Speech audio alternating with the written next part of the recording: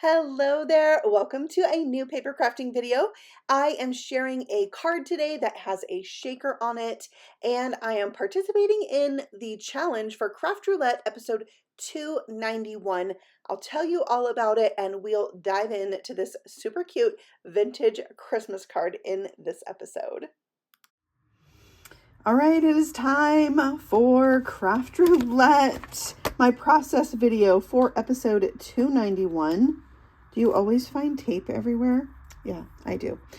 This is my creative companion where I take notes and write down the parameters for Craft Roulette, which is the ultimate paper crafting challenge game show on YouTube, live almost every Friday night with Mary Gunfun, the host, and a special guest. This week's special guest was Jay Thomas, and episode 291 aired on Halloween, October 31st.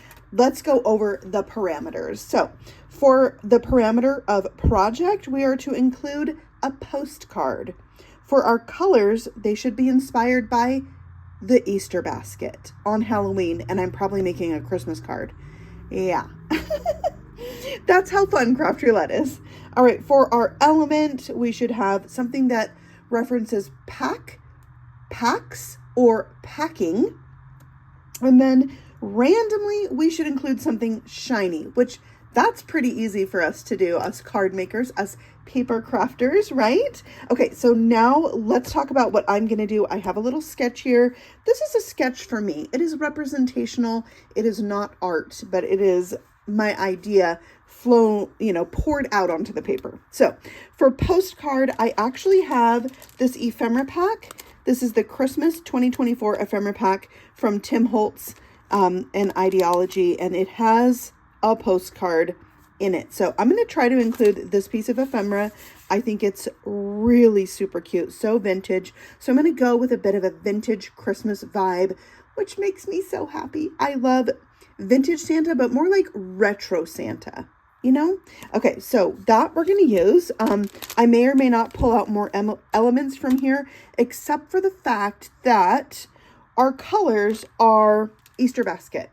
So some of those things are not Easter basket colors. I want to go with a pastel Christmas look for this. So we're going to see what happens for the colors, but pastel Christmas is what I'm going for. And then for the element of packing, we're going to go with Santa packing his bag of gifts for Christmas Eve. So look at the stamp that I have right here. This is the Darling Christmas, because it is. Darling Christmas, he's got his bag of gifts. You could even use this one right here, but I wanted something a little bit bigger. So I'm going to go with this one. I think he's the cutest. I'm going to probably include some of these little elements to make kind of a collage of things. So that's it. This is Darling Christmas CMS 457 from Stampers Anonymous. Okay, love it. All right, so then we have our shiny part. So I love this other stamp set from Stampers Anonymous, Jolly Holiday, this candy stick. I kind of want to include this piece right here because it just makes me so happy. And so if I do that, I'm thinking about putting glitter on it. That could be my shiny element. But also from the Tim Holtz world, I have this glitter paper, and I really felt like this really goes, and this could be that kind of vintage element. So this might be my shiny, but then I also have the silver. We're going to see like which one really stands out in when I get going with the card.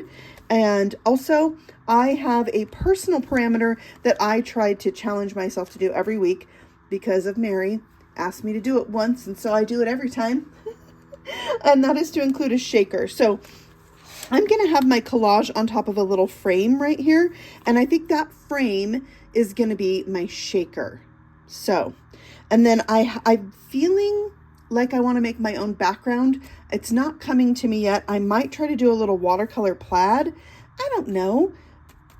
We're going to see what happens. This square might turn into a belly band where I might have a gatefold card because that's what Mary did on this episode. So I'm going to think about that. We're going to see what happens. Also, the guest, Jay Thomas, always likes to include a cat on his craft roulette cards. So that was like a secret parameter. Try to include a cat. I don't know if that's happening. I really like this vintage Christmas vibe. I don't know if I have a cat that goes. I'm going to see what I can do as I go. So I think I'm going to start out with my background, which is where I usually like to start out. It's going to give me like a place to go with my colors. So let's jump right in. All right, I decided not to do watercolor plaid background, but I am going to use this candy stick that I was in love with to stamp out a background, a repeating pattern, and it is just fun to play with rubber stamps. That's what got me into this whole thing like 30 years ago. So playing with rubber stamps makes me so happy. So I have a collection of colors here, mostly from Concord and Ninth. This is the Pink Lemonade, and then I'm going to use Evergreen and Aqua Sky, and then Sandcastle from Catherine Pooler, and I'm just going to repeat these. So I thought I'd show you. I bumped the camera there. Sorry. Each of the colors, and all I'm doing is stamping it down, cleaning it off, repositioning it, and stamping it with the next color. And this is a stick, you know, so you just kind of try to line it up with the grid in your MISTI or not. As you can see, mine are a little bit crooked, and I like that because it's like you just set down this, you know, handful of candies and they kind of rolled out and they don't need to be perfect. So I cut these down. They're eventually going to be 2 inches by 5 1/4. I don't think I had them all the way trimmed yet. I did have to trim one and re-ink the edge, but I'm adding some tea dye ink there with my shading sidekick brush. It's nice and soft and fluffy and gives me just that little bit of shading that I want. And then also when I'm trying to make something that has a vintage vibe, or I'm making something out of paper, a lot of times I'm going to put splatter. So I splattered some of that tea dye ink, and now I have my card base, which is 8.5 by 5.5, and I'm going to score it at 2 1/8, rotate it, and score it at 2 1/8 again. That's going to give me the gatefold. Since I had the idea and I wanted to case Mary's gatefold card that she made on episode 291, I went ahead and did it, and then we're going to make the belly band to go around it.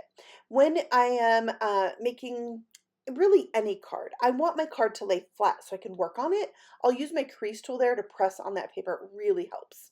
Okay, before I stick these handcrafted backgrounds down, I'm going to stamp a sentiment from That Darling Christmas, and it says, "It's beginning to look a lot like Christmas." I did that with archival black ink. Since I'm going over the top of other ink, it's going to stamp out really well. Okay, this is a retired, no longer available die set. So sorry, but this frame came to mind for me, and probably a lot of us have different kind of dies that have rectangle frames. There's a lot of that kind of thing available, so you might have something like this. Mine is almost exactly like 4 1/4 inches wide, and it has a scallop on the inside, which creates this piece right here that could be also a postcard. You could use that to make a postcard. I'm going to double mine up. I'm going to glue it onto a white sheet of cardstock, and then I'm going to take this piece of window sheet or acetate. It's from Pear Blossom Press, and it's like the exact size of a card front. So I'm going to cut it in half, and then I should have 2 pieces that I am going to use on my shaker. So I'm gluing one to the back of my frame. I'm going to let that dry while I cut out my strip that will be the belly band and the back of my shaker. It's going to be 2 1/4 inches wide, and I'm going to leave it at 12 inches. You'll see me trim it down in a little bit once I create the band itself. I went all the way around my frame there with some double-sided adhesive foam strips that fit my frame perfectly. Now I've taking my belly band and I'm going to wrap it around my card. But the big thing you want to take note of when wrapping your paper around your card for a belly band, you do not want to wrap it tight. You need to give it a little bit of room so it's easy to slide, it's easy for it to come off, and most importantly, it's easy to put it back on. So this is like a whole element of my card. The main part of my card is coming off. I'm going to put a shaker right on that belly band today. You will notice that the shaker is put together If you see that in the upper left corner of your screen, we'll get to that in a minute. But first, let's get our stamped images ready to go. I'm pulling out the ones I want to use on my card, and I'm going to stamp them in different colors. So Santa, I'm going to go ahead and stamp with this totally black from Dare to Be Artsy. That's because I'm going to color it in. I'm going to do like a little bit of loose watercoloring on this, and so I want it to have the appropriate ink that I know is going to work for that. And the Dare to Be Artsy works for all the things, all kinds of coloring. So I love that ink. All right, for the little pine sprig and the holly, I'm using that evergreen green from Concord and Ninth, and I'm going to double stamp that. For some reason, those pads are very squishy, but my evergreen one is not very squishy at all. So I usually ink that up twice and it comes out beautifully. All right, next I have the pine cone, which I am doing in the sandcastle color. And I wanted this other label piece that says 4 for 25. I just love building like a little collage with stamped images that, you know, maybe resemble ephemera, like ephemera from the old days. You know what I mean? So this stamp right here is going to be that little piece that I want. Plus I can do that in the aqua color. Now, once I stamped it out, I went around the edges of it with my tea dye ink, just the edges. And look how it gave it a vintage vibe. Isn't that so cool? Okay, so now we need to color Santa. I'm going to ink smoosh my ink pad onto my Glassboard Studio mat and pick up the ink with a colorless blender. I just call it a blending pen. It is like a marker that has no ink in it. It's just clear. So I can pick up that ink off my mat, color with it, and it gives kind of a watercolor effect. I was a little confused on the part where Santa's bag is. Which part was the hand? Which part was the fluff of his coat? Which part was the bag? I really didn't get it until I was editing photos of my card. And then I realized, oh, that one thing is his hand and I need to go back and color it. So you won't see me do that in at all, but you will see it in the final photos. Okay, so next I wanted to do a little red. I thought, ooh, a red glove would be fun on Santa. And then I wanted red berries on my holly. So I just brought in my Tombow marker there, just a regular red marker. It's not an alcohol marker at all. It's just a Tombow marker. They're great. And then I am going to do a little bit of ink coloring on, or blending, on the leaves of the holly, but I wanted it to be dark, a little bit lighter than the actual stamping itself. So I did that. I did a little bit of the pine cone color, which is called Sandcastle, for the belt. And yeah, it's obvious to me now that I figured out which one is his hand. But the one thing about this image, it's very whimsical. So it's very easy to loosely watercolor it. It does not have to be perfect. And he's very light pink and I love it. Okay, so back to my shaker where I didn't show it being made. I don't know what happened to that footage. I don't think it got recorded at all. But I used some sparkle spots and shaker pop beads from Trinity Stamps as well as mica flakes. And then I covered the back of my shaker with a second window sheet. So you can see it there. It's completely done, but it was just easier to put a second window sheet over the back than try to put my belly band on the back of it. Now I can take the entire piece onto that belly band. I am doing a little very light dusting of that tea dye ink around my stamped images to give them more of a vintage vibe. And there's the back of my shaker. That's the very back. So this is where I'm going to add my liquid glue, and that's going to help me stick it down. But also, this is going to be coming on and off of my card. So as I'm gluing it, I'm thinking, I need a little something more to make sure this is going to stay where I need it to stay. So I'm going to take my 1/8 of an inch rip and stick tape from Trinity Stamps and just go around the edge of my belly band. Now, in hindsight, I probably could have made my belly band like 3 inches so that some of it would show on the outside of my shaker. So it just depends on the look that you want for your shaker. You know what I mean? Like, I wanted the whole shaker to be the belly band. So that's what I'm doing. But you could have a little border of it showing too. That would be very cute. So there, I tested it. It's working. I got it on right. other scary part is that I could get this off of the belly band and could glue my card shut. So I wanted to be really careful. Now we're going to build our little collage on top of the shaker. So this shaker is, a lot of it is going to be covered up. It's kind of what I would describe as a peekaboo shaker. Like it's there and I know it's there, and people are going to know it's there when they take the belly band off, and they're going to kind of roll it and look for the pieces to be revealed in the little corners of the shaker. So I'm just having fun. But you know, if this kind of thing, like hiding most of your shaker, is not your deal, you can just rearrange your collage however you want. And I love how this turned out. I love a little collage of images and this like vintage vibe. So let me know what you think of the vintage vibe. Are you into vintage Christmas? I love it. So I am now adding some peppermint candies because, you know, we got the candy thing going on in the background. So I wanted to repeat that element on front with some embellishments. So these are clay bits from Trinity Stamps, and they're that same dark color of green. And I kind of like it that these are the candies that they don't swirl, they just have the color on the edge. So that's kind of vintage to me. All right, so now I am going to stamp the inside of my card, but with the belly band off, it's much easier to just lay that flat and stamp it. And I'm stamping this Santa from the Jolly Christmas. It's a very solid image, so you would want to stamp this in a colored ink, and everything that is open will be left white. So I'm going with pink, but I am going to do that little technique where I did the tea dye around the edge to give it a vintage worn vibe. And then on the opposite side, I'll stamp a Jolly Good Christmas. I love that you can kind of play with the flaps on the inside of the card. So there we have it. And you can see the belly band just slides right on like that. But there's more. Always with me, there's more. So I'm going to add some glitter because, you know, one of our parameters for this card was shine, something shiny. And I like glitter, and I have that glitter on the frame of my shaker, but I also just love to add glitter to things. So I'm glittering up parts and pieces of Santa. I'm glittering the candy. I love that, putting glitter on top of clay bits. So cute.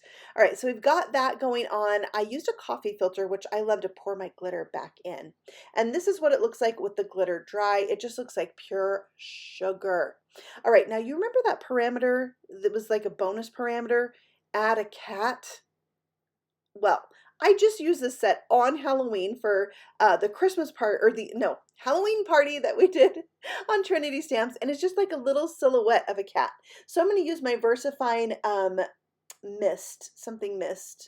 Marina Mist, yeah, ink on here, and this is a pigment ink, and that postcard is slightly glossy. So I thought this could be like a little Easter egg, like, you know, something that's hidden that you have to search for.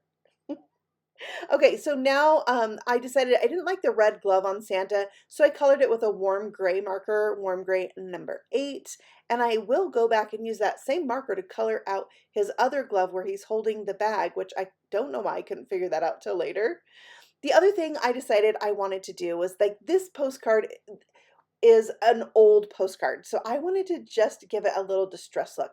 So I'm taking the edge of my scissors and rubbing some of it to make it look worn. I'm folding some of it over, and I love that look. Love is in the details, as I always say, and I think this is one of those details. Okay, let's see if I got all the parameters on my card. Yes, we have a postcard, which I just distressed. We did use pastel Christmas colors, which I love.